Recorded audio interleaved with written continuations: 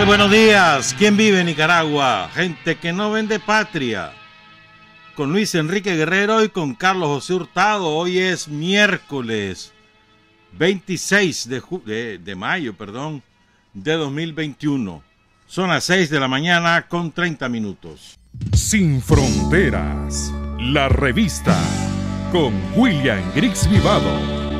En la primerísima 91.7 y 105.3 FM. Buenos días, amigos de Nicaragua. Desde La Habana, Cuba, les habla Gustavo Robreño para el programa Sin Fronteras de Radio La Primerísima. Los resultados electorales de los recién efectuados comicios constitucionales, regionales y municipales efectuados en Chile mostraron un evidente triunfo para las fuerzas progresistas y de izquierda, tanto para las que emergieron durante las masivas protestas de octubre de 2019 como para el Partido Comunista, abriendo también interrogantes acerca del futuro del país austral, que parece abocado a ingresar en una época de cambios, poniendo fin a medio siglo de neoliberalismo, desigualdad y sumisión a los dictados imperiales.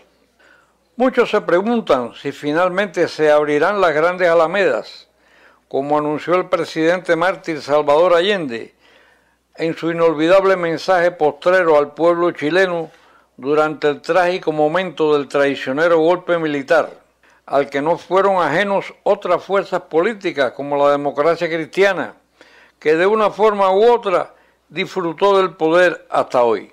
El régimen pinochetista y sus acólitos de la oligarquía, los grandes medios de comunicación y el empresariado no solo fueron violadores sistemáticos y criminales de todos los derechos humanos, con sus cifras escalofriantes de asesinatos y desaparecidos, sino también fueron balón de ensayo y puerta de entrada del modelo neoliberal de los llamados Chicago Boys en América Latina, cuyo saldo de desigualdad y miseria es actualmente palpable en Chile y en otros países latinoamericanos que aún no han logrado emanciparse y marchar hacia una segunda independencia.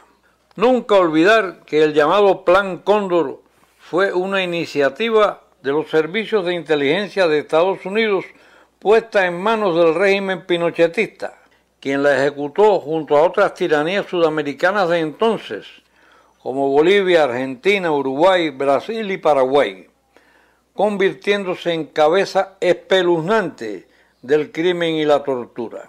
Todo fue para imponer el neoliberalismo a sangre y fuego, pues no había otra manera de hacerlo sobre el pueblo trabajador, ni en Chile ni en los países vecinos.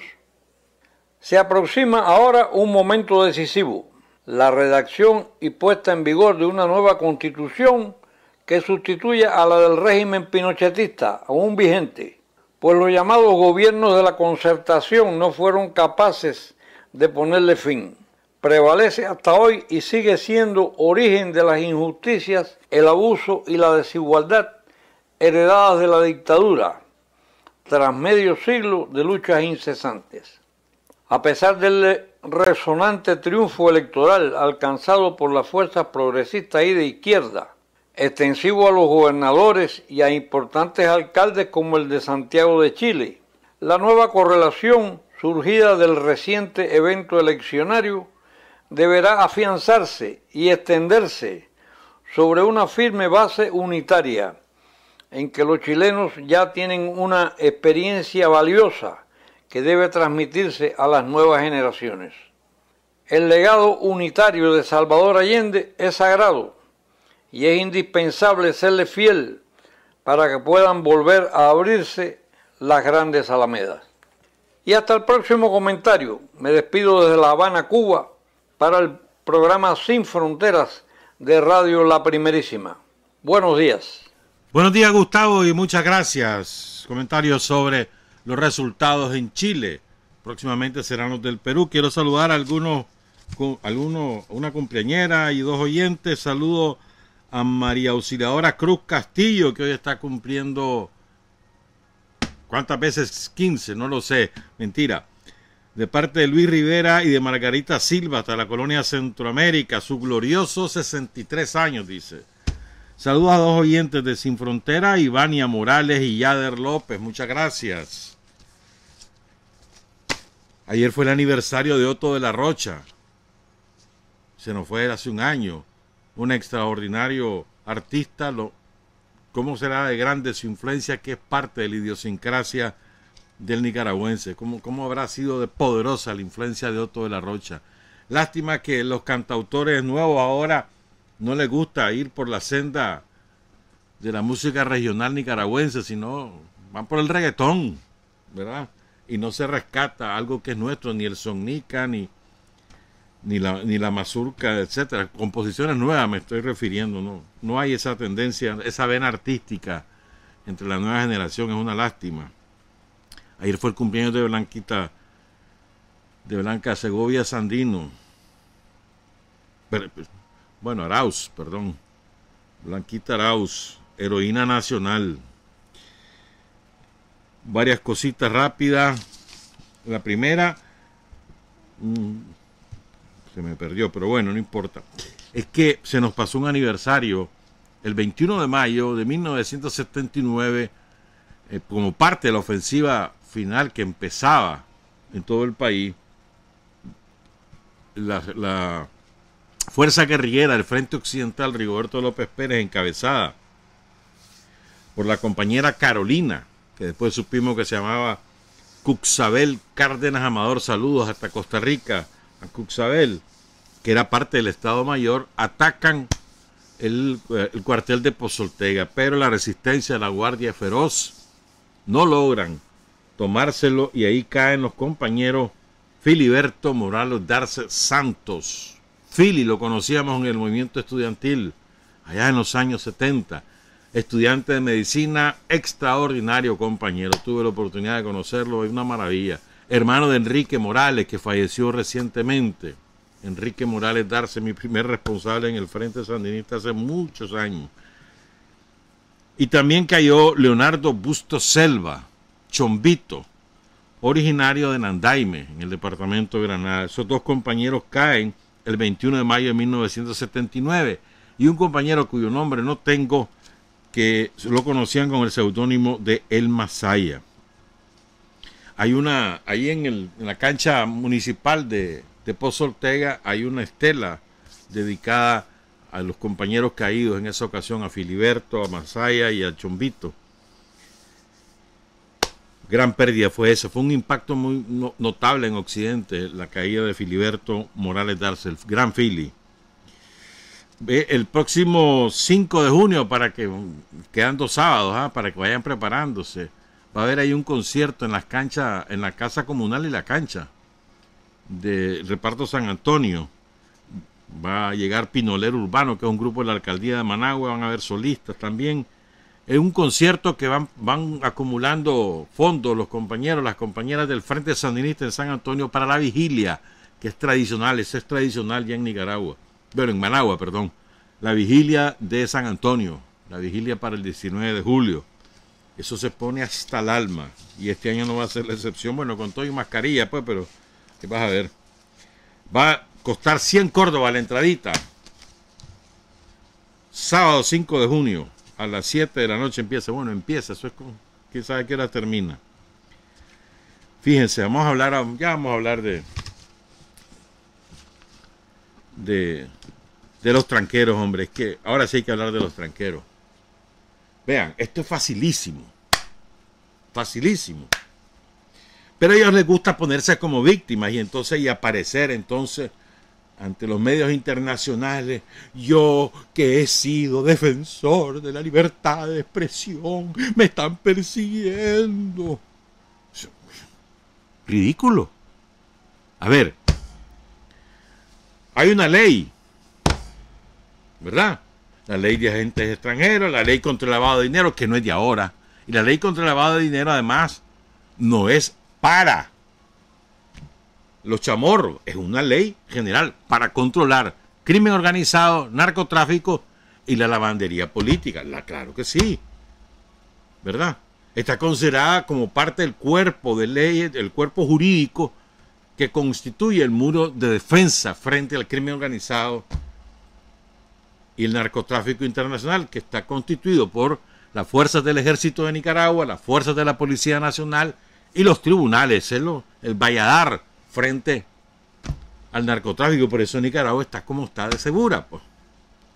Parte de eso es controlar la lavandería, el lavado de dinero.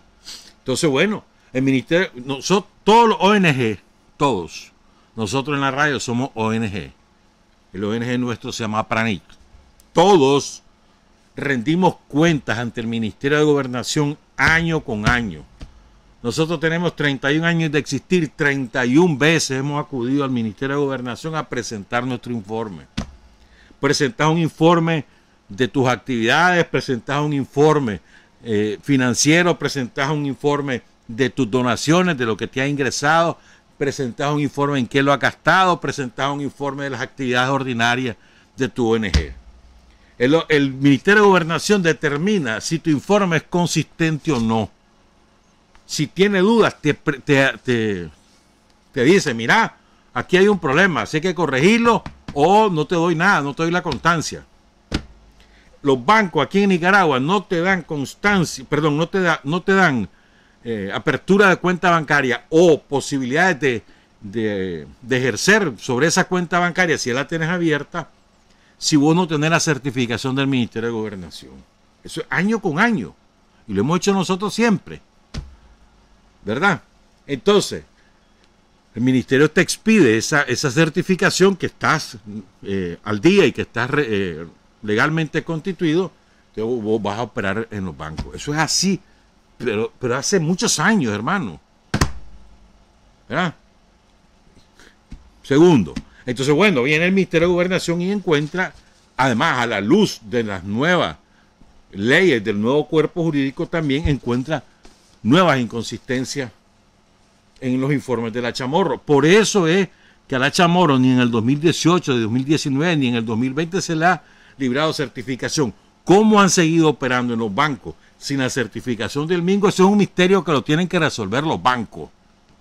Porque han seguido o siguieron operando hasta que la Chamorro se hizo la víctima para no declararse agente extranjero. Ay, no, yo no soy agente extranjero. Y vamos a ver si es cierto eso. Y entonces cierra su tiliche. Miren qué misterio, sí. Cierra el tiliche.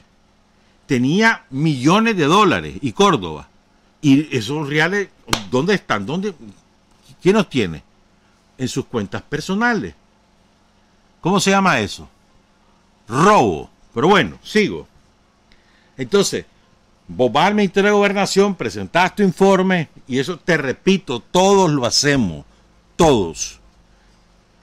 Si no tenés consistencia, tenés oportunidad de repararlo. Si no lo reparás, no te libran la certificación. En este caso, además, el Ministerio de Gobernación ve indicios de lavado de dinero. Ya vamos a explicar qué es esto. Entonces, como ve indicios de eso, cita a la señora. La señora llega, le da 24 horas para que presente pruebas de que eso no, que está bien eso, que lo que pasa es que lo escribieron mal, ponerle un ejemplo. No lo dio, entonces pasa el caso a la fiscalía. Fiscalía, mire, aquí encontré estos indicios, investigue por favor, porque yo no le puedo emitir certificación. Al Ministerio de Gobernación no le corresponde enjuiciar, le corresponde a la fiscalía como representante de los intereses del pueblo de Nicaragua, del Estado de Nicaragua. ¿Estamos claros? Entonces viene la fiscalía, a ver, pues yo voy a investigar. Entonces la fiscalía ve el expediente y ve que ahí, por ejemplo, voy a inventar, ahí aparece, no se me pongan bravos, mejor invento otros nombres. Ahí aparece, por ejemplo, de que recibió dinero de la Chamorro, recibió dinero Pedro Pérez. Voy a citar a Pedro Pérez a ver si es cierto. Ahí aparece que recibió dinero la Rosa Hernández. Voy a citar a la Rosa Hernández para que me diga a ver si es cierto. Ese es el procedimiento. La enjuiciada es la Chamorro. La investigada, perdón, ni siquiera está enjuiciada. Está investigada. El juicio es si vos presentás la denuncia ante los tribunales. En este momento está en la etapa de investigación. La fiscalía va a determinar si tiene suficiente prueba para proceder a una acusación ante un juez. Pero en este momento está investigando. Entonces, como parte de la investigación, citan a un montón de mercenarios. ¿Por qué? Porque todos esos mercenarios, ¿verdad?, aparecen en los informes de la señora Chamorro como receptores de cheques, ¿verdad? Entonces hay que investigar. A lo mejor falsificaron su nombre, a lo mejor es una víctima. Entonces lo llaman y le van a preguntar: señor, ¿usted conoce a la fulana? Sí, sí la conozco. ¿Usted conoce a tal institución? Sí, sí la conozco. O no, no la conozco, lo que sea. ¿Usted recibió alguna vez dinero de ellos? No, yo no he recibido. Ponerle: sí, sí he recibido. ¿Para qué se lo dieron? Para tal cosa. Muchas gracias, señor, nos vemos. Son testigos. Eso es todo. Entonces hicieron el show ayer. Un show. ¿Ah? Entonces, ay, no, si no voy con mi abogado, yo no entro allí porque es un horror la dictadura. Y solo van como testigos. Ah, ¿quieren abogado? Entonces quiere decir que te sentís chimado. Si te sentís chimado, ya no sos testigo, sos indiciado. Sos investigado. Ya está. Porque si te sentís chimado, por algo es. Por algo es. Entonces son burros. En lugar de facilitar las cosas y lavarse las manos, lo que hicieron fue escalar allá ellos, ¿verdad? Cuando los burros nacieron, los hicieron a imagen y semejanza de ellos. Así de sencillo. Bueno, ¿qué ocurre entonces? Suponete que todos los sicarios de la información, el ejército de sicarios que tenía contratado la empresa de la Chamorro, suponete que el ejército de sicarios le dice a la fiscalía: no, no es cierto, yo no he recibido dinero. Ah, no ha recibido dinero. Ah, señora, cuando llegue la Chamorro nuevo, fíjese que esta gente que aparece aquí dice que no han recibido reales de usted. Así que, ¿qué se dice ese dinero? Lógico, si no lo han recibido ellos, ¿dónde está ese dinero? ¿Me entendés? Va. Suponete que les dicen que sí. Sí es cierto, yo la conozco, es cierto, yo recibí dinero. Ajá. Bueno, entonces viene la fiscalía, va a ver. Este dinero se lo dieron a la Chamorro para un proyecto tal. Ahora les explico esto. Miren, cuando uno es ONG y vas a recibir un financiamiento externo, ese financiamiento externo tiene que estar respaldado por dos cosas. Primero, por un proyecto de ejecución. Es decir, para que vos te aprueben el dinero, el donante extranjero, de donde quiera que sea, vos le presentás un proyecto. Miren, señores, yo quiero hacer esto. Estos son mis objetivos. Esto es lo que yo quiero hacer. Esta es la manera cómo lo voy a hacer, cómo lo voy a ejecutar. Este es el calendario de la ejecución, ¿verdad? Y esta es la gente que voy a beneficiar. Así es. Vos presentás. A veces son mamotretos así, ¿oíste? ¿Verdad? Dependiendo del monto, de lo que buscas o de la envergadura de la obra que querés hacer. Entonces, si te lo aprueban, eso tiene que venir con una certificación. Yo aprobé eso. ¿Me entendés? Y una vez que comenzás a ejecutar, todo lo que vos gastés sobre ese fondo tiene que soportarse sobre lo que vos presentaste. Es decir, si vos le dijiste, te lo voy a poner de esta manera: yo voy a construir una casa de 42 metros cuadrados, le voy a poner piso de cerámica, le voy a hacer baños caché, le voy a hacer un porche, le voy a hacer un garaje, ¿verdad? Y de 2 cuartos con su cocina, ya está, vos le presentás eso, voy a hacer una casa. Entonces te dice: sí, hombre, aquí está aprobado, presentame el informe. ¿Qué tenés que presentar vos? La compra de los materiales, el pago de la mano de obra, y después tenés que poner la fotito. Aquí está, mira, ya terminé, aquí está la prueba. Y aquí está la gente a la que se la di, mira, ¿ves? Está la gente con su llave. Tenés que presentar la prueba. Es lo lógico, ¿no? Es igual aquí. Entonces, ¿qué pasa? Ellos le presentaron los proyectos a la CIA con distintos instrumentos de los servicios. A la CIA, por decir genéricamente, los servicios de inteligencia de Estados Unidos, que son un montón de agencias. Le presentaron el proyecto, ponerle promover la libertad de expresión en Nicaragua. Bueno, pero eso tiene una ejecución. Ay, ¿cómo lo vas a ejecutar? Vos tenés que presentar eso. ¿Y quiénes van a recibir ese dinero? Lo tenés que presentar. Y eso tiene que ser consistente. Entonces vos tenés que decirle un presupuesto. Le tenés que decir: voy a gastar en internet tanto. Voy a gastar en computadoras tanto. Le voy a pagar a los periodistas tanto. ¿Cuáles son esos periodistas? Fulano, sultano, perencero, ahí tiene que aparecer. Y después vos, como autoridad, tenés que constatar que los recibos se correspondan con ese proyecto. Si no, es violación de la ley y es lavandería. Si ahí no estaba, en ese proyecto, no estaba estipulado regalarle reales a los tranqueros, como efectivamente ocurrió, y no hay un documento que respalden que sí estaba autorizado, entonces eso es lavandería. Si además hay inconsistencia entre el monto que le dieron y el monto que gastaron, y hay una diferencia, ¿dónde está la diferencia? Y no presentan certificado de dónde está ese dinero, eso es lavandería. Eso es lavandería para robárselo, además. Porque cuando no aparece el dinero, a ver, te dieron un dinero, pero era para gastarlo para esto. Gastaste tanto, pero te faltan tanto. ¿Qué se hizo ese dinero? No me acuerdo. ¿Te lo robaste?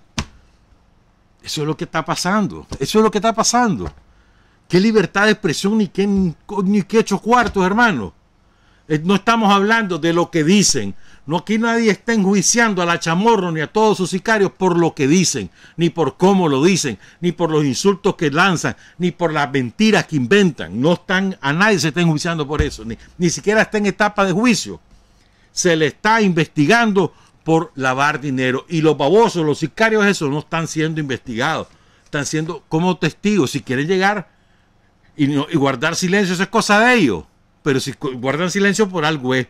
Entonces ya hay un montón de gente, sicarios a los que les daban montos mayores porque administraban pequeñas empresas de fake news, de mentira, y a su vez la distribuían.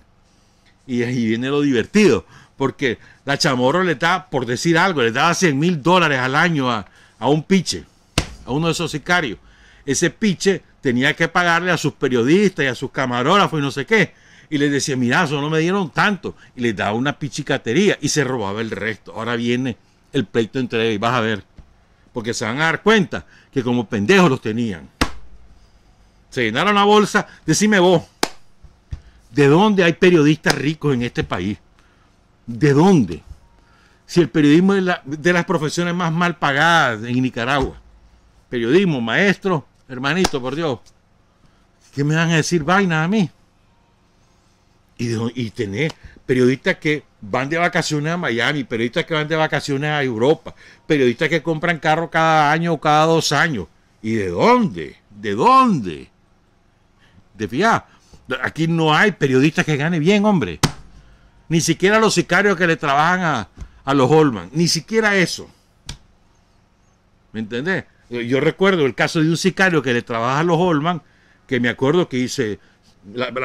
ese periódico comenzó a decir, a volarle riata al Poder Judicial porque había un norteamericano que era una víctima, pobrecito, ¿verdad? Lo tienen preso por haber matado a su mujer y era narco. Y de pronto ese periodista, que no puedo decir su nombre, o no debo decirlo, ¿verdad? Empezó a construir un hotel.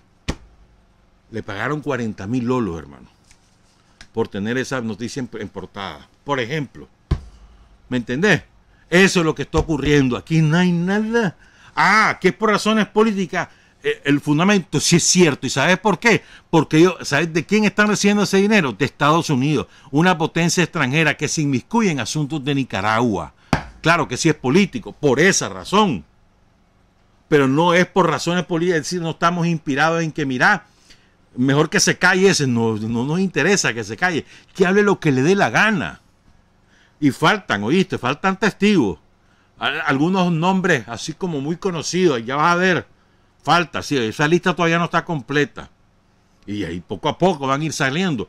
Y cuando encuentren, ahí vas a ver, aquí cuando se presenten esas pruebas, la cantidad de dinero que se han robado y la cantidad de dinero que han gastado para subvertir el orden en Nicaragua. No es con el propósito de difundir ideas, de la libre difusión de ideas, de la libre expresión. No. Para joder el país, para eso es que han recibido el dinero. No nos hagamos tarugos. Y eso es lo que está ocurriendo con los tranqueros. Pero bueno, son las 7 de la mañana, qué barbaridad. ¿Cómo pasa el tiempo? Hoy vamos a hablar de cosas... Vamos a completar lo que les contaba el otro día, lo de el torturador de Chinandega. Vamos a hablar de Marlon Zelaya y vamos a contarles dos casos que a mí por lo menos me han impactado, que los conocí entre el lunes y hoy. Pero antes, fíjense, antes de irnos a la pausa, son las 7. Ayer fue el día de África y aquí en Nicaragua podría parecer, es que tiene pues el día de África. Hermanito, por Dios, qué ignorantes que somos, ¿verdad vos? ¿Cómo las potencias imperialistas nos han obligado a vivir de espaldas a las realidades de otros continentes y a creer que lo que pasa, por ejemplo, lo que pasa en Estados Unidos pasó en el mundo? ¿Ah? Fíjense, les voy a dar algunas cifras de África. Ustedes han visto el mapa mundi y Estados Unidos aparece así de grande. ¿Te has fijado? Enorme te aparece, ¿verdad? Y África te aparece así, chiquitito. Después te aparece Australia, ¡ah! Enorme. Y África así, chiquitito. Y aparece Brasil, gigantesco. Y así es chiquitita África. ¿Por qué? Porque está hecho de una manera bidimensional. Y está hecho de frente al trópico, digamos, a la mitad de la Tierra. Entonces, eso empequeñece el África y no da la proporción adecuada. ¿Sabes cuántos kilómetros cuadrados tiene África? África tiene 30.370.000 kilómetros cuadrados. ¿Sabes cuántos países caben ahí? 17 de los más grandes del mundo, excepto Rusia. Ni Rusia ni Canadá. Ahí cabe China, ahí cabe Estados Unidos, cabe Francia, cabe España. Por aquí tenía la lista, ¿eh? China, la India, Japón, México, Perú, Francia, España, Papúa Nueva Guinea, Suecia, Alemania, Noruega, Italia, Nueva Zelanda, Nepal, Bangladesh y Grecia. Todo eso cabe en África. ¿Verdad? ¿Cómo es de grande África? Pongan cuidado en esto. Imagínate que la Luna tiene 37 millones de kilómetros cuadrados. Pues África tiene 30 millones. O sea, es un poquito más pequeña que la Luna África. Sin embargo, la consideramos África. Haya perdido. Es el origen de la humanidad. Además, de allí se desprendieron los demás continentes. Además. Pero bueno, sigo. Pongan cuidado en esto. África tiene 1.300 millones de habitantes. Es decir, casi tanto como China. Y bastante más que Estados Unidos. Pero lo más importante es que la densidad poblacional del África es bajísima. Bajísima. Entonces, ¿qué significa eso? Que hay tierra, que hay recursos todavía ahí que pueden servirle a la humanidad adecuadamente explotados. África tiene el 60% de la tierra cultivable del planeta. Del planeta. El 90% de las reservas de materias primas del planeta está en África. El 40% de la reserva mundial de oro está en África. El 33% de la reserva mundial de diamantes está en África. El 80% de la reserva de coltán, que es indispensable para los celulares, está en África. La otra parte está en Colombia y en Venezuela. El 60% del cobalto está en África, que es para las baterías de carro. ¿Estamos claros? Ahí hay petróleo, Nigeria, etcétera, Angola, bueno, manganeso, hierro, madera. Y hay un país que es el corazón de los recursos en África, que se llama la República Democrática del Congo, que ha sido explotada horripilantemente por los europeos. Han liquidado a millones de congoleños, los belgas, los franceses, etcétera, pues. Entonces, el Congo, oigan estas cifras del Congo. Sus ríos son tan caudalosos que serían capaces de que se pudieran construir represas en sus ríos que le darían energía eléctrica a todo el continente. ¿Cómo serán de caudalosos esos ríos? Una maravilla, ¿verdad? ¿Qué es lo que ocurre? Que el Congo lo han desestabilizado durante décadas. La CIA, los franceses, los ingleses, los europeos, haciendo el paste el país, echándolos a pelear, financiando a uno y a otro grupo para que se maten entre sí. ¿verdad?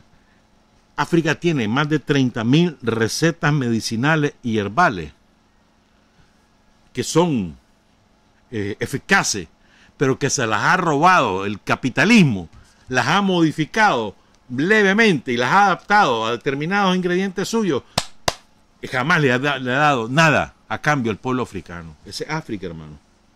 Ese es el futuro de la humanidad, África. Ayer fue su Día Mundial y saludamos a todos los nativos en África. Aquí en Nicaragua tenemos a gente descendiente de africanos, todo el pueblo afrocaribeño nicaragüense. Saludos a todos ellos porque ayer fue el Día Mundial del África. Hacemos una pausa, regresamos, son las 7:05. Hay hombres que luchan un día y son buenos. Hay hombres que luchan un año y son mejores. Pero hay hombres que luchan toda la vida. Esos son los imprescindibles. 7:09 les resumimos la lavandería, cómo se descubre si hay inconsistencia entre lo que les dieron los financistas externos, lo que les dieron, lo que gastaron y lo que hay en el banco. ¿Dónde está la diferencia? Y para demostrar que lo gastaron tienen que presentar recibos. Entonces si aparecen en los recibos fulano, sultán y perenciado, hay que llamarlo y preguntarle, ¿usted recibe este dinero? ¿Sí o no? Sí. ¿Esta es su firma? Sí. Muchas gracias, nos vemos. Ya está. Y después viene la otra ley, la ley de agentes extranjeros. Ya, esa es otra cosa. Pero ahí se empieza por ahí, ¿me entendés? Pero bueno, 7:10. Bueno, fíjense bien. A raíz del programa del lunes, me escribió un compañero. Voy a leer lo que dice el compañero y después voy a contar algunas cosas. Y esto es una tarea para todos los oyentes. Por favor, ayúdenme con esto, porque nosotros andamos haciendo lo propio. Incluso hay 2 compañeros de la radio que nos están ayudando a hacerlo. Pero necesitamos más ayuda. Dice el compañero, no es justo que no mencionen a las madres caídas en la curva, después de Wilicón, después de visitar a sus hijos en la escuela de Mulucucú, el 9 de julio de 1988. Ahí murieron, dice el compañero, me parece, 5 madres y 2 hermanas de cachorros.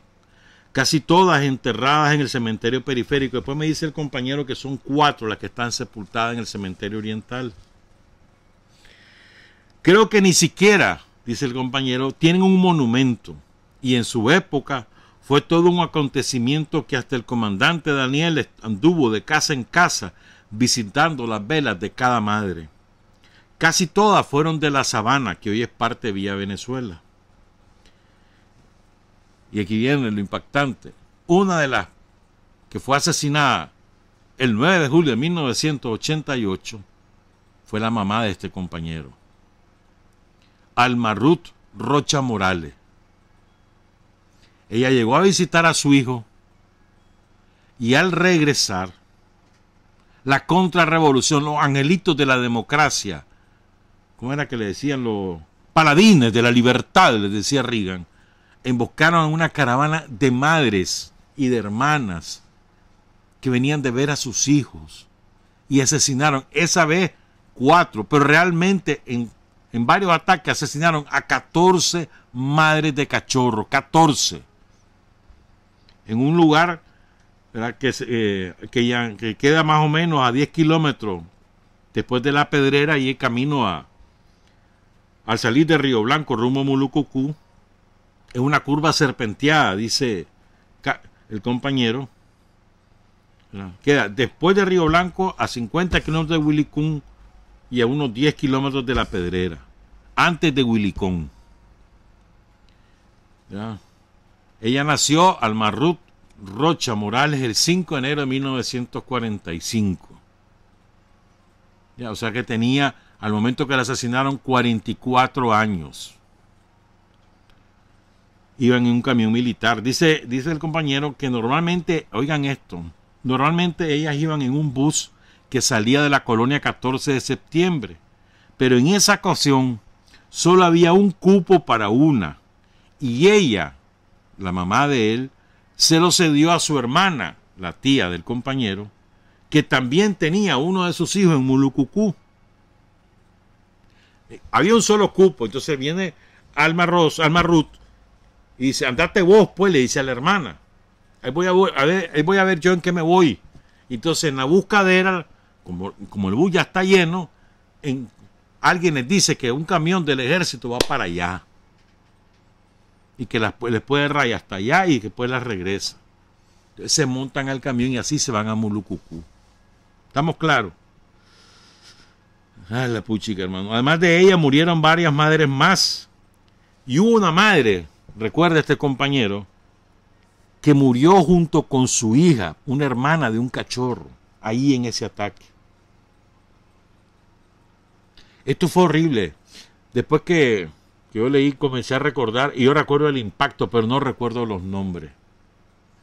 Entonces, por favor, compañeros y compañeras, si ustedes conocen los nombres de las madres asesinadas por la contrarrevolución, las madres que iban a visitar a sus cachorros y que las mataba la contra, en particular en este caso, en el ataque allí, cerca de Willicón, pero en cualquier otro ataque, no importa, por favor, cuéntenos como quieran, lo puedan hacer, cuéntenos, díganos los nombres.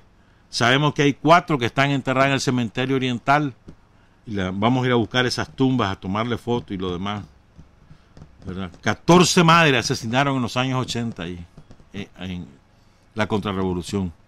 No ahí nada más, sino en otros lugares también. Muchas gracias al compañero por este relato y nos comprometemos a que nos ayuden nuestros oyentes, los televidentes y cualquiera que nos escuche, ¿verdad? O que sepa, que tengan una familiar, que le pregunte al familiar si conocen esta historia, si tienen esos nombres, si recuerdan las circunstancias, o sea, cómo ocurrió y demás. Bueno, y este es el otro caso. No voy a decir el nombre, voy a contar el caso nada más.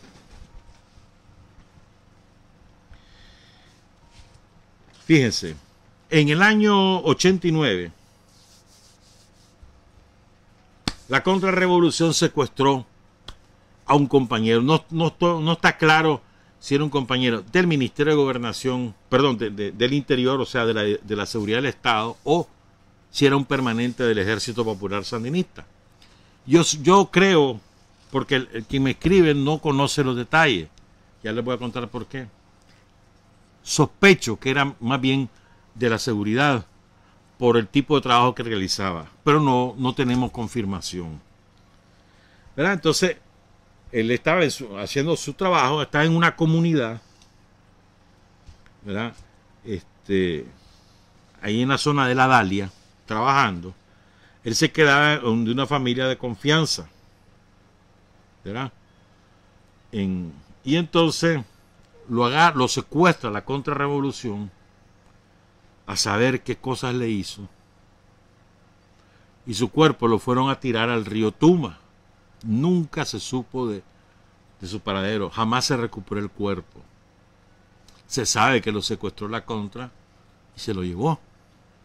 Y lo que decían algunos colaboradores de la contra es eso, que lo mataron y lo fueron a tirar al río Tuma.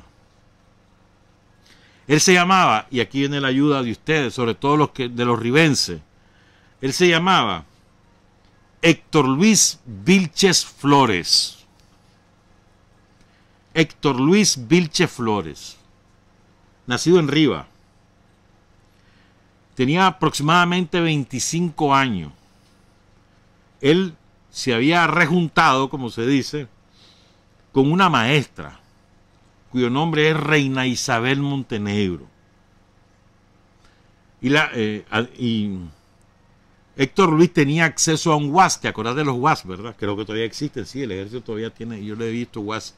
Esos UAS son un dolor de cabeza para el combustible. Ahora tienen 2 tanques y hacen como un galón por 20 kilómetros. Es un desastre. No, son poderosos, tienen una fuerza que no jugando. Pero bueno, entonces él andaba en un UAS. Y en el UAS andaba de guerén a veces pues con la novia. Pues la novia estaba embarazada. La familia de la novia, había una parte de la familia que le caía mal y que estaban en contra de la revolución, una parte, la otra parte no, como ocurre en muchos lugares, ¿verdad? Entonces la mamá, perdón, la novia trabajaba en Oaxaca Abajo, Oaxaca Arriba, Oaxaca Sureste, San Antonio de Bulbul, La Ceiba hasta El Bijao. Ahí, todo esto, perdón, ahí trabajaba Héctor Luis Vilche, repito, en Oaxaca Abajo, Arriba, Sureste, San Antonio de Bulbul, La Ceiba y hasta El Bijao. Toda esa era la zona que él cubría. Por eso es que yo sospecho que él era de la seguridad del Estado. No se sabe exactamente cuándo lo mataron. Se sabe que en julio lo llegaron a sacar de la casa en la que él estaba. Nada más, julio de 1989. Y la mamá, perdón, la novia de Héctor Luis, daba clase en la comunidad de San Antonio, en Buenos Aires, en La Tronca y en Bulbul. Entonces ahí se conocieron. Como esa era la zona de operaciones de Héctor Luis, entonces ahí se conoció con la reina. Y ella queda embarazada. Cuando desaparecen a Héctor Luis, ella está embarazada de 6 meses. Entonces ella parió a su niño el 4 de octubre de 1989. ¿Estamos claros? ¿Por qué les cuento esto? Porque ese niño que nació el 4 de octubre de 1989 quiere saber de la familia de su padre. Porque su mamá emigró, se fue para Estados Unidos en el 98 y muy poco le contó sobre su papá. Y tampoco conoció a la familia del novio, porque dice, en aquella época, en la Dalia, en plena guerra, que va a estar viniendo hasta arriba. Además, estaban en etapa de noviazgo, no estaban ya constituida la pareja, estaban de novio, estaba embarazada la muchacha, eso sí. ¿Me entendés? Entonces él quiere saber si tiene hermano, si los padres de su papá, o sea, sus abuelos, viven, si tiene tío. Quiere saber historia de su papá. Es legítimo, ¿no? Además, es natural. Entonces la única vez que le hablaron al cipote de su papá fue cuando él tenía 7 años, que se lo contó una de sus tías allá por la Dalia. Y le entregó un carnet de su papá. Ese carnet después se lo destruyó la otra tía, la tía que era contra.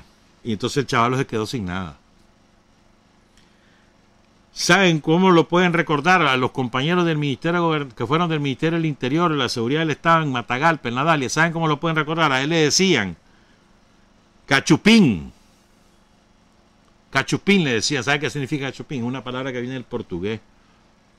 Significa, bueno, en portugués significa niño, pero también en Colombia cachupín le dicen a los tontos, a los babosos, a los dundos.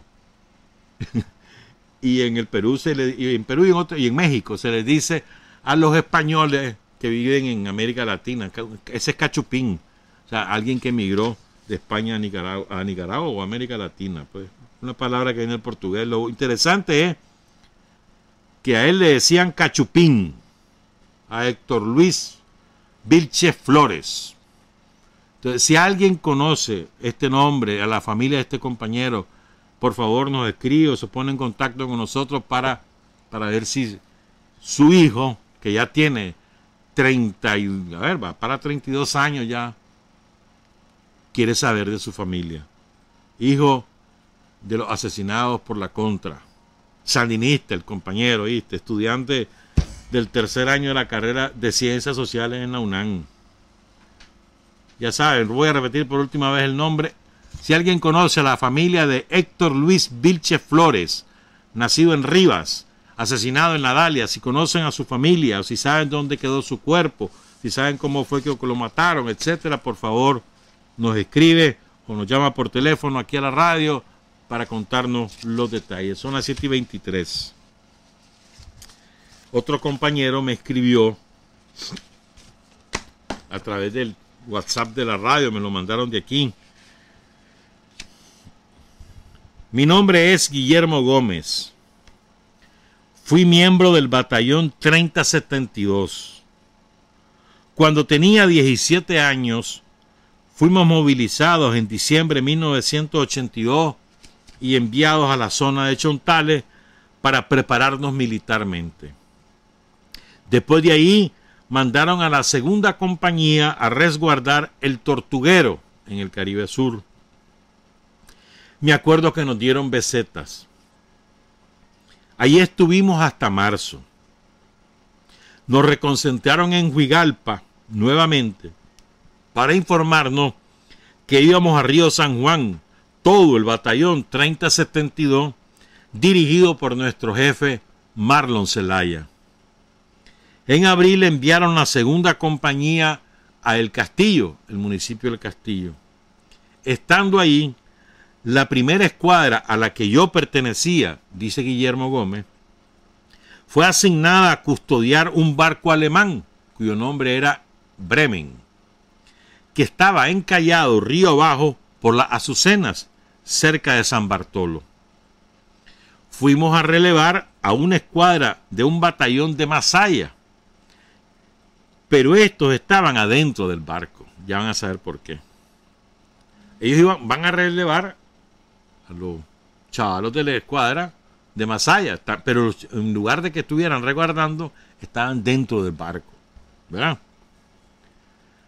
A nuestra escuadra la dejaron en la isla El Diamante, que estaba frente al barco. El barco está encallado ahí, en el río San Juan, cerca de las Azucenas, ahí por San Bartolo. Y enfrente hay una islita que se llama El Diamante. Entonces ellos lo dejan en El Diamante. Arde, la contrarrevolución que operaba desde Costa Rica, amenazó a la escuadra de los compañeros de Masaya que si no se iban, los iban a matar. Por eso estaban ahí metidos en el barco. Una semana después que esta escuadra llega y los dejan en El Diamante, Arde los ataca. Marlon Zelaya con otras compañías del batallón 3072 llegan a rescatar esa escuadra. Y ahí es donde muere Marlon Zelaya. Ahora vamos a contar cómo fue eso. Recuerden que Arden era dirigida por Edén Pastora. ¿verdad? Ahora, hay mucho material, pero hay un buen resumen, parece mentira, era un periódico de La Contra, hizo un buen resumen de Marlon Zelaya. Y lo hizo hace poco, pues, en 2018. Es un reportaje que lo firma Eduardo Cruz ahí en la revista Magazine del diario de La Contra, La Prensa. Y entonces, vamos a contarle. Marlon Zelaya nació en Jinotega, proviene de una familia acomodada. No era una familia pobre, una familia acomodada. Pero él era un hombre que no se creía de reales, sino un hombre tranquilo, sencillo, afable, platicaba con todo el mundo, se relacionaba con todo el mundo, a pesar que era bastante tímido, pero tenía una natural inclinación a relacionarse con todo el mundo. Él, cuando Cipote iba a una finca allí en Jinotega, ahí conoce a Ernesto Cabrera, por cierto, Cabrerita, y entonces se hacen brothers y trabajaban con unos obreros agrícolas, les hacían actividades festivas o les llevaban medicina, a veces incluso clases de alfabetización, etcétera. Pues. Pero eso cada verano que le llamábamos, pues en vacaciones él se iba para allá. ¿Verdad? Entonces, él era huérfano de padre. Su papá, ¿verdad? Miren cómo es la vida, ¿verdad? Su papá era de Yalí. O sea, y entonces estaba de gerente del banco para el 61. Y entonces él autorizaba el Banco Nacional, pues, que era del Estado. Y entonces tuvo un pleito ahí con unos campesinos, no se sabe bien si es que les negó el préstamo, si se los condicionó, si que algo pasó. La cosa es que los dos campesinos lo mataron. Entonces, a raíz de eso, la mamá tiene que buscar cómo mantener a sus hijos. La mamá emigra a Managua, ¿verdad? Y después viajaba con frecuencia a Jinotega a ver a sus hijos, pero aquí trabajaba. Después se regresa, se casa, y es cuando ya mejora las condiciones de vida de la familia. Marlon nace 2 meses después que matan a su papá. El 8 de febrero de 1962. Y esto marca a Marlon. La muerte de su papá y el vivir con su abuelo y no con su mamá hasta que cuando ya tenía como 8 años. Pues. Él queda al cuido de la abuela, o sea, de su bisabuela y de su abuela. Bueno, les sigo contando. Lo matricula, cuando ya se casó la mamá, lo trató bien el padrastro a Zelaya. Lo matricularon en un buen colegio, un colegio religioso ahí en Jinotega. Fue un gran estudiante, pero además con una vocación social muy desarrollada, ¿verdad? Y ya él desde chavalo ya se notaba que él iba a ser un líder. Natural, pues, porque le caía bien a todo mundo, era muy sensato, entonces los chavalos lo seguían, ya él sabía desde entonces. Y además sabía hablar, es decir, tenía buena expresión oral, buena oratoria. Todo eso contribuyó a que él se ganara el liderazgo. Se bachillera, colaboró con el Frente para la época, pues con la guerrilla, ¿verdad? Pero se bachillera y la mamá decide mandarlo a Colombia a estudiar.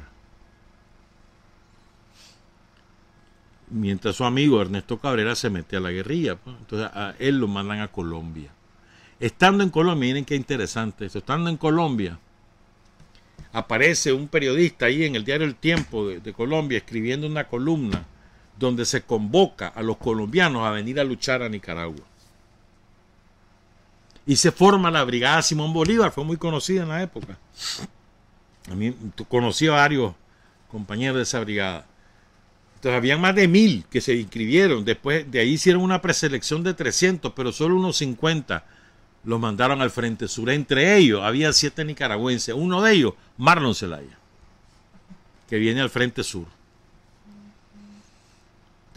Triunfa la revolución, ¿verdad? Y a él le dicen quédate en el ejército, pero él no quiso. Yo quiero estudiar. Y se matricula en arquitectura en la UNAM Managua. Y otra vez, pues, su don de gente, su manera de ser, su capacidad de relacionarse, su cultura, además, porque es un chavalo que leía mucho, le permiten ganarse otra vez el liderazgo, a tal grado que él llega a ser el principal dirigente de la Juventud Sandinista ahí en UNAM Managua. Comienza en su aula la facultad y se ganó el liderazgo a nivel de la UNAM. Pero además estuvo en la milicia, etcétera, pues. Y que por cierto, la unidad miliciana de él se llamaba Ulises Rodríguez Maradiaga, caído en el 79, en enero, si mal no recuerdo, del 79, a quien también conocimos. Entonces, bueno, el caso es pues. Bueno, se fue a la cruzada, anduvo alfabetizando. Al regreso, se metió a la milicia, se fue a Cuba, en un intercambio que había con la Juventud Comunista de Cuba. Ahí recibió un par de cursos políticos. O sea, él se venía preparando. O sea, estudiaba, pero se preparaba políticamente.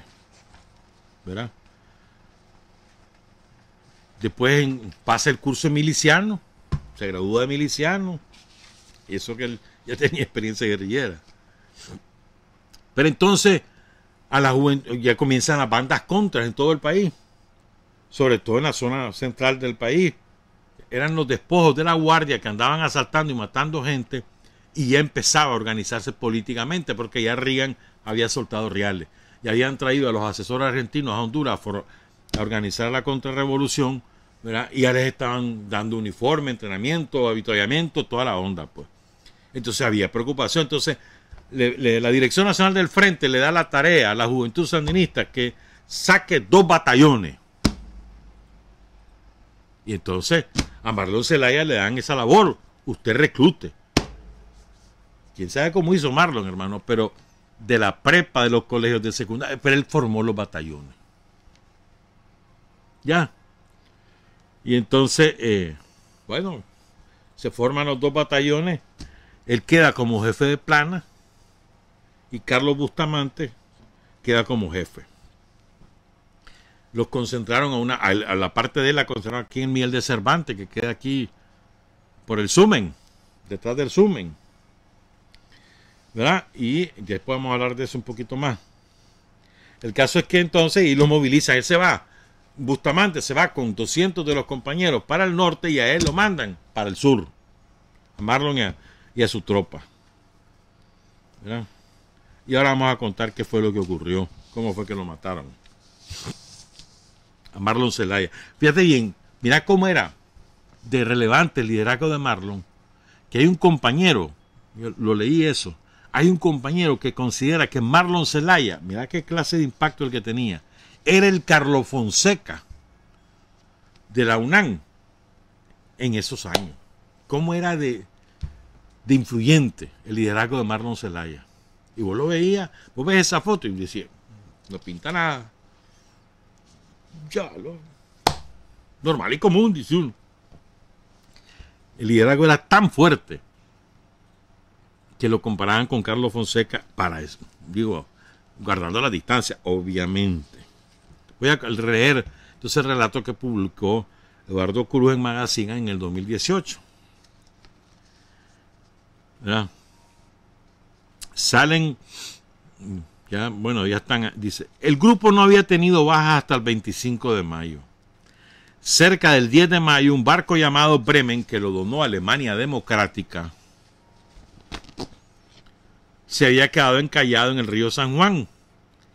10 combatientes sandinistas, una escuadra, lo estaban custodiando. En una emboscada de la contra resistieron hasta quedarse sin municiones, huyendo luego hasta encontrarse días después con las tropas de Marlon Zelaya.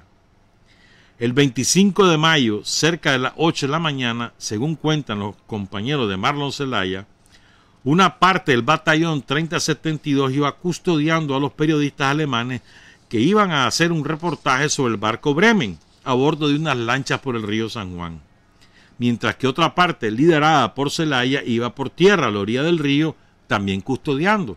Van custodiando a los periodistas que van rumbo al barco. Como se quedó encallado, van a ver el barco.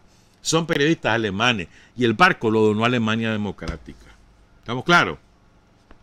Al llegar a un cerro, en un lugar que le llaman Las Tiricias, había un nido de ametralladoras de las tropas contrarrevolucionarias de Den Pastora. El primero en caer, cuenta uno de los sobrevivientes, fue un muchacho del Instituto Miguel de Cervantes de nombre Adolfo Noguera. Le dispararon, cayó al río y el cuerpo nunca fue encontrado. Después le pegan y hieren a un estudiante del Ramírez Goyena, Marvin González, conocido como el Chino. Después hieren a un joven del Rosario Carazo, Segundo Lezama. Herido, sale despavorido y nunca se supo qué fue de él.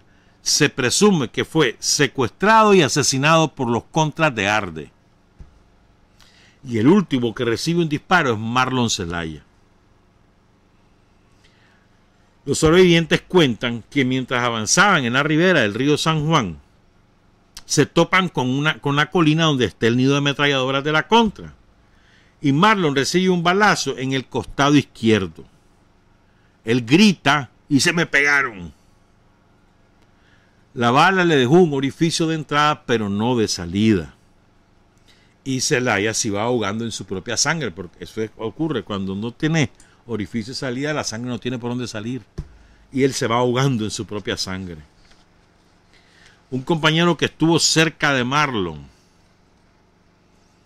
cuando la emboscada, que se llama Manuel Escobar, no sé si es compañero, pero bueno, Manuel Escobar, dice que, me dice Marlon, están emboscando a la gente nuestra, apurémonos, armemos un grupo, una escuadra y nos metemos. O sea, Marlon le avisa, están emboscando a la escuadra, vamos a ayudarle, que es lo que nos decía al principio el compañero Guillermo Gómez, ¿verdad? Entonces vamos a presionar para que le quiten el fuego a la panga, para que no ataquen la panga donde van los periodistas.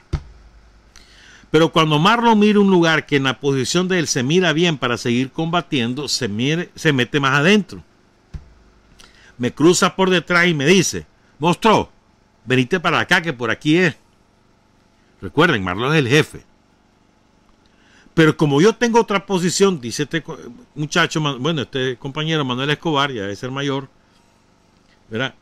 Dice, como yo tengo otra posición y yo estoy viendo dónde están los majes, resulta que Marlon se me cruza y baja a una especie de caño que había ahí antes que él suba. Y le digo, Marlon, no te vayas por ahí, que te van a ver, ahí están. Pero Marlon solo estaba poniendo el ojo en la ametralladora. Entonces él creía que tenía controlada la contra porque tenía controlada la ametralladora y no se da cuenta que ahí hay un grupo de contras que no tienen ametralladora pero que están ahí esperando. Y ahí ese fue el error de Marlon. Cuando él va subiendo del lado izquierdo, había un contra ahí que es el que le dispara y lo pega en el costado. Dice Escobar que Marlon brincó de la fuerza del balazo. Y además del dolor. Me sabe brincar del dolor, está pegado. Comienza como a calmarse. Yo creí, ya lo mataron. Yo les aseguro, dice Escobar, que Marlon quería vivir. Marlon amaba la revolución. Marlon quería ver adelante la revolución. Otro testigo que se llama Francisco Riva, en este reportaje de la revista Magazine de Eduardo Cruz, dice lo siguiente: a las 5 de la mañana del 24 de mayo de 1983 salieron todos del castillo dispersándose por toda la ribera. En ese momento estaba lloviendo. 3 horas después nos dicen, pegaron a Marlon, que es el jefe, recuerden, y el líder, no solo el jefe, es el líder. Recuerdo que estaba con Marvin González y a él le pega le pega en la espalda un balazo. Nos dijeron, necesitamos unos hombres que nos ayuden a sacar a Marlon porque está herido. Sus compañeros dicen que le improvisaron una camilla. Aquí viene un relato que es pesado. Le improvisaron una camilla, una hamaca, y caminaron con el cuerpo, el herido, durante 3 horas hacia el castillo. Fíjate vos, bajo la lluvia, en aquellos fangales de la época, con la contra amenazándote. El hombre herido, no podés ir rápido, tenés que ir lento. Pesa, además que pesa, hay que cuidar al hombre. Van rumbo al castillo. Y él va agonizando. Y dice este compañero Francisco Rivas, agonizante, iba dándole palabras de aliento a la tropa. Mientras los cargaban, él los iba animando. No se desunan, sigan adelante, busquen el río. Su agonía duró entre 2 y 3 horas. Mueren en el camino, llegan al castillo, después lo trasladan a San Carlos. Todo eso en aquella época era horas y horas, hermano. Y luego lo traen a Managua, que era un viaje de 12, 15 horas. Aquellos fangales que era esa carretera. Si fue Daniel el que hizo la carretera a San Carlos. Imagínate vos en aquellos tiempos. Marlon tenía 21 años cuando lo mataron. 21 años y 3 meses. ¿Verdad? Y pese que había mucha gente de los chavalos de la UNAM, pues sabían de él por referencia, pero no es que lo conocían ni eran brothers, pero cuando se supo la noticia, que la noticia se sabe hasta que tienen el cuerpo de Marlon aquí. Y ahí es donde yo me acuerdo. Hasta que tienen el cuerpo de Marlon en Managua, que se da la noticia que mataron a Marlon. Y el cuerpo de Marlon viene el 25. Hubo ahí tenemos la foto de eso de la vela ahí en UNAM. ¿Verdad? Ahí lo velaron, después se lo llevaron a Jinotega. Hubo un grupo de compañeros que lo acompañó, que en aquella época encontrar transporte para ir a Jinotega, y además todo el mundo tenía miedo, pero lo llevaron a Jinotega. Hay un video de cuando estaban llegando a Jinotega al cementerio, el cuerpo de Marlon, pero fue un gran impacto, fue enorme impacto en la UNAM, Managua, aquí en el Rubén Darío. Siempre fue muy humilde, dice un compañero, de una madurez y un compromiso increíble. Le preguntan a un amigo su peor defecto. Te voy a decir uno, dice. A veces repetía un poco las cosas. No era cansino, sino que como que enfatizaba en las cosas.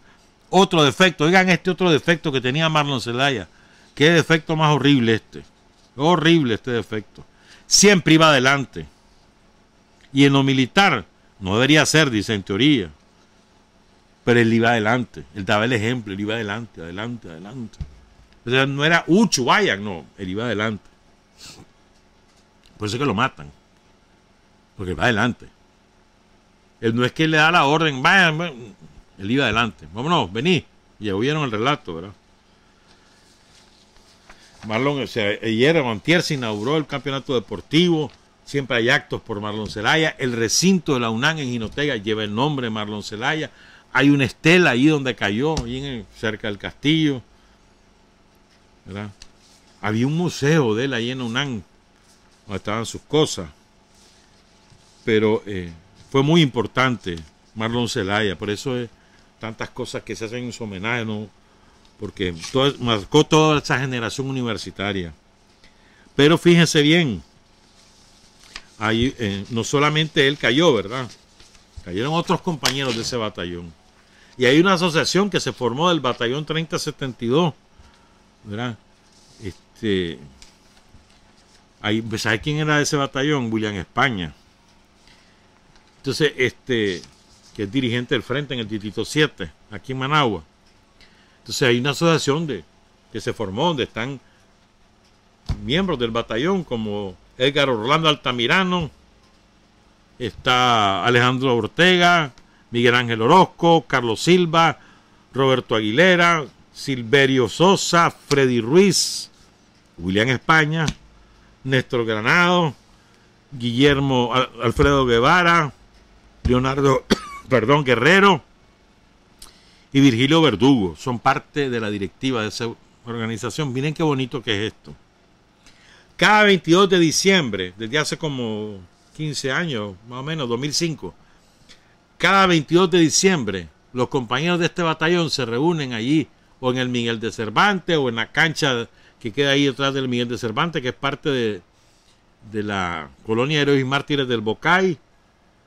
Ahí se reúnen para recordar la fecha en que salieron de Managua rumbo a la guerra. Todos voluntarios. Esos no eran reclutados por el ejército ni era por la ley. Todos eran voluntarios. Voluntariamente se fueron a defender la patria y la revolución. Recuerden, esto es importante, a veces se nos olvida. Voy a leer los nombres de los caídos. 7 caídos en la primera movilización, que fue de diciembre del 82 a junio del 83. Después que cae Marlon, desmovilizan al batallón. Los compañeros caídos en esta primera movilización son Carlos Espinosa Acevedo, Donald Antonio Argüello Blanco, Julio Campos Castillo, Marlon Apolinar Zelaya Cruz, Marvin de la Cruz González Girón, el Chino Girón, que era del Ramírez Goyena, Mauricio José González, el Paquidermo, segundo Lezama Membreño, del Rosario Carazo. Los 7 caídos en la segunda movilización, que empezó en octubre del 83 a junio del 84. Recuerden, voluntarios. César Augusto Lacayo Mantilla, le decían el Urco. Ervin José Urrosa Espinosa, le decían la Mona. Iván Reinerio Granados López, le decían el Evi. Jorge Luis Díaz García, le decían el ANS por la Asociación de Niños Sandinistas, de ahí provenía. José Rodolfo Vega Martínez, el Molacho. Kepler Mejía y Rogelio Samson. Esos son los 14 héroes del batallón 3072 que operó en la zona de Chontales y Río San Juan. Y desde entonces, desde el 1990 para acá, han fallecido 12 compañeros hasta el año pasado. Los 12 compañeros que ya fallecieron por distintas enfermedades son Alejandro Rodríguez Mesa Sandoval, conocido como el Chino Mesa, David Ramírez Hernández, David Sánchez, Elías Molina Domínguez, Felipe Valdivia, Eberto Castellón, Jorge Martín Ortiz Medrano, conocido como el Ruso, Luis Alberto López Martínez, conocido como el Soldadito, Mario Díaz, Martín Vargas, Roberto Antonio Picado Sotelo y Hulk, cuyo nombre era Sergio Beteta Mejía. Saludamos a todos los compañeros del 3072, a los padres de los héroes, a las madres de los héroes, a los familiares de esos héroes que se reúnen con mucho orgullo a recordar a sus caídos y recordar aquellas experiencias cada 22 de diciembre. Es bonito eso, muy bonito. Son las 6:49, ya no hay tiempo más que solo de contarle una partecita y después seguimos el viernes. ¿Qué le vamos a hacer? El lunes no hay programa, después no me estén reclamando. Lunes 31 de mayo, estamos libres, hermano, fue asueto, decretado por el gobierno. Libres, 31 de mayo no hay programa, lunes. El viernes sí vamos a tener programa, por supuesto. Pero quiero contarles esto. Recuerden, a ver, ahí tenemos un recorte de prensa de Chahuitillo, ¿verdad? Y tenemos, son dos recortes lo que hay ahí, pero bueno, y hay otro que es de la hacienda de la Escamita. Estos son, después van a entender por qué les voy a contar esto, porque el viernes vamos a explayarnos. Miren esto. Esto es del 10 de mayo de 1964. Este de Chahuitillo. Un recorte del diario La Prensa de su portada. Su portada. No es una noticia en el interior de la portada. Miren cómo tratan a Chahuitillo ahí. Chahuitillo vive aquí en la 14 de septiembre, creo, en la Nicaragua. No me acuerdo cuál es la que dice. Bueno, ahí vivía. Hacía 3 años se había fundado esa colonia. Y entonces, Chahuitillo era un líder natural. Natural. Chahuitillo todo el mundo lo quería y lo seguía. Porque además hablaba bien. Era un señor bien afable, pues, bromista. Lo carcelió Somoza, lo metió preso como 100 veces. De verdad, como 100 veces lo metió preso Somoza. Murió hace como 5 o 7 años, murió Chahuitillo. Le decían así porque él nació en la comarca de Chahuitillo, del municipio de Sébaco, que ahora es un barrio de Sébaco. Un distrito. Bueno, el caso es que Chahuitillo entonces logra que lo elijan en la directiva de los vecinos. Entonces la prensa lo acusa de comunista. Lo eligieron los vecinos a su directiva. Entonces, con sus ideas comunistas aquí, la prensa, por ser directivo de una colonia, de vecinos. Mira cómo es el odio de la prensa. Odio de clase. Miren qué interesante. Y este otro recorte, van a entender esto el viernes. Este es otro reporte interesantísimo. Es una información que la firma Agustín Fuente, gran periodista, por cierto. Fue corresponsal de Reuters muchísimos años. El papá de otro periodista, Noel Fuente. Agustín Fuente trabajaba en la prensa. Entonces lo mandan arriba, enviado especial. Ir arriba en aquella época también era dramático, porque eran horas, ¿verdad? Entonces iba para arriba. Se va arriba, ¿por qué? Porque los campesinos del lado del sur de arriba, por el lado de San Juan del Sur, se habían tomado la finca de una Holman. Y no estoy hablando de una finquita, era haciendón, ¿oíste? La Holman era Carolina Thompson, viuda de Holman. Entonces, la Holman le había pedido a la guardia que pusiera orden.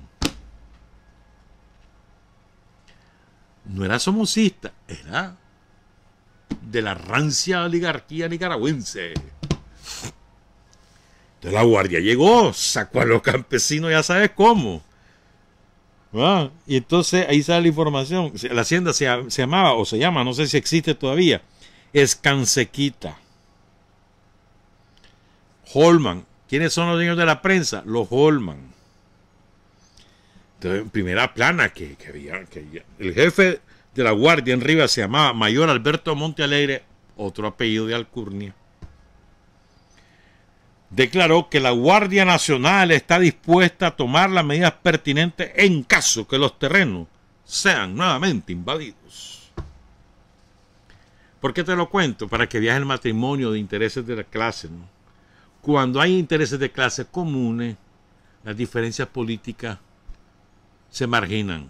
se hacen a un lado y se defienden los intereses de clases comunes.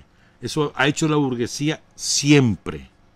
Los babosos somos nosotros, que a veces nos andamos peleando por babosada y no nos defendemos como clase empobrecida. Y no colocamos por encima de todos nuestros intereses de clase, sino que andamos en pleitos dundos y salimos hasta haciéndole coro a algunos idiotas de la clase opuesta. Pero estos no se enredan. Cuando sus intereses de clase están en riesgo, van hasta home, hermano. Y se arman y hacen lo que tengan que hacer para defender sus intereses. Ahí ves a estos babosos peleándose, ¿verdad? Y ves a uno que andaba diciendo que jamás en su vida iba a ir con tal fulano. Ahí anda ya como corderito, va rumbo a. Porque todo sea que tener un curul, ¿verdad? Así son los intereses de clase. Y van a ver, el viernes van a escuchar cómo esos intereses de clase también significan asesinatos selectivos y cómo esos intereses de clase han dominado en la historia de Nicaragua, sobre todo cuando la Guardia Nacional era el ejército de la oligarquía. Trabajar, avanzar, combatir, vencer, patria y libertad. Revolución es sentido del momento histórico. Es cambiar todo lo que debe ser cambiado. Es igualdad y libertad plenas. Es ser tratado y tratar a los demás como seres humanos. Es emanciparnos por nosotros mismos y con nuestros propios esfuerzos. Es desafiar poderosas fuerzas dominantes dentro y fuera del ámbito social y nacional. Es defender valores en los que se cree al precio de cualquier sacrificio. Es modestia, desinterés, altruismo, solidaridad y heroísmo. Es no mentir jamás ni violar principios éticos. Es convicción profunda de que no existe fuerza en el mundo capaz de aplastar la fuerza de la verdad y las ideas. Revolución es unidad, es independencia, es luchar por nuestro sueño de justicia para Cuba y para el mundo, que es la base de nuestro patriotismo, nuestro socialismo y nuestro internacionalismo.